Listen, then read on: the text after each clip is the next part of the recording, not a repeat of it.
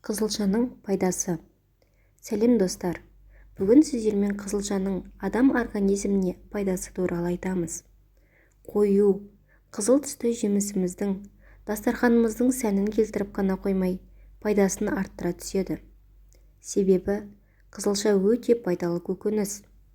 Қызылшаны сүйіп жейтін адамдардың портретіне назар салсақ, ол ақылды, себебі қызылшада йод өте көп. Ал онсыз есте сақтау қабілеті жақсы, ой-өрістің зейіннің жоғары болуы мүмкін емес. Қызылша адамның физикалық төзімділігін арттырады.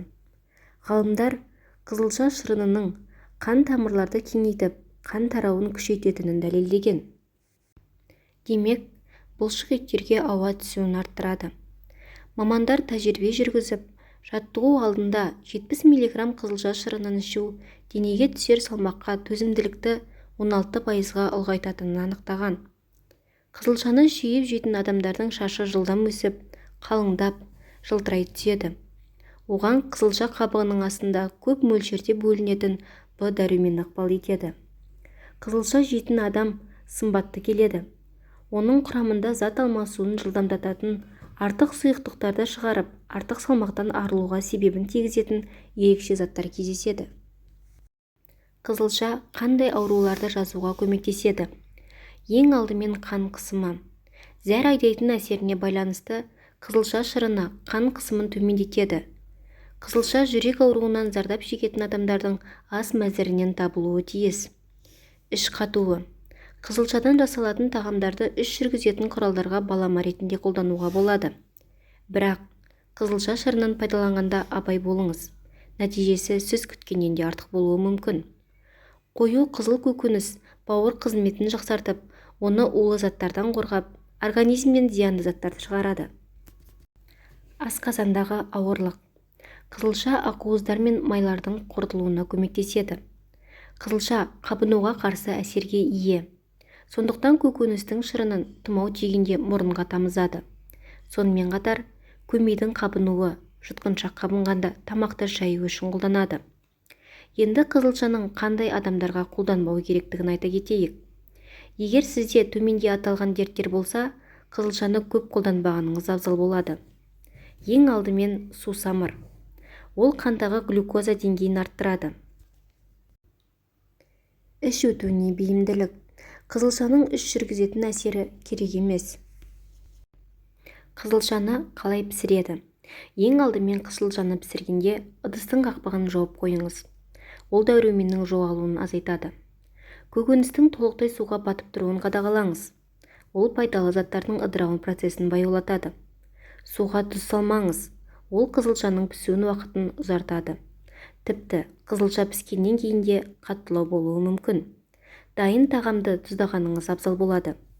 Түбін және сабағын толық кеспей, бірнеше сантиметр қалдырыңыз. Әйтпесе қызылша түсін жоғалтып, дәмінде су татып кетуі мүмкін.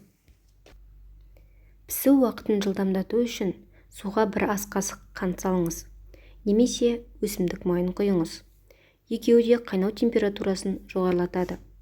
Қызылшаның құпиясына келсек, қызылшаның құпиясы жер жаһанды өзінің қанық түсімен бүлдіріп жүретін біріміздің сүйікті, енді біріміздің ауызға ала алмайтын көкөністердің бірі. Қызылшаның құпиясы біздің заманымызға дейін 2000-1000 жылдары қызылшаның жапырақтары көкөніс ретінде және әртүрлі ауруларға шипа болатын дәрі ретінде пайдаланған. Сонымен қатар, қызылша тамырында да медицинада пайдаланған. Қызылшаның құрамында көмірсулар, калий, магний, фосфор, кальций, темір, мырыш, А дәрумендерінің негізі В1, В6, Е дәрумендері бар. Қызылша көп қайнатуды қажет етеді. 2-3 сағат. Қызылша тез пісу үшін 1 сағат қайнатады да суын төгеді. 10 минут үстіне суық су ағызып қояды. Қызылша қан азаюдың алдын алады, ағзаны тазалайды, шаршағанды басады, қатерлі ісіктен қорғайды. Қызылша шырыны мен ангинаны да емдеуге болады. Ол үшін 1 стакан қызылша шырынына 1 ас қасық бал қосып, күніне 6 рет тамағыңызды шайыңыз. Қызылша шырыны өт жолдары мен асқазанды тазартып, асқынып кеткен жаралар мен өзге де теріні таңып тастауға болады. Қызылшаның тағы бір пайдасы: ағзадағы қышқыл жоғары бауырмен күреседі, қанды тазартып, қанааздықты емдейді. Қызылша күш-қуат беріп, арықтауға өте пайдалы көкөніс. Аш қарынға 100-200 грамм қызылша жеген жөн. Ал сіз қызылшаны жиі жейсіз бе? Комментарийге жаза кетіңіз. Егер видео пайдалы болса, арнама жазылып, видеоны бағалай кетіңіздер.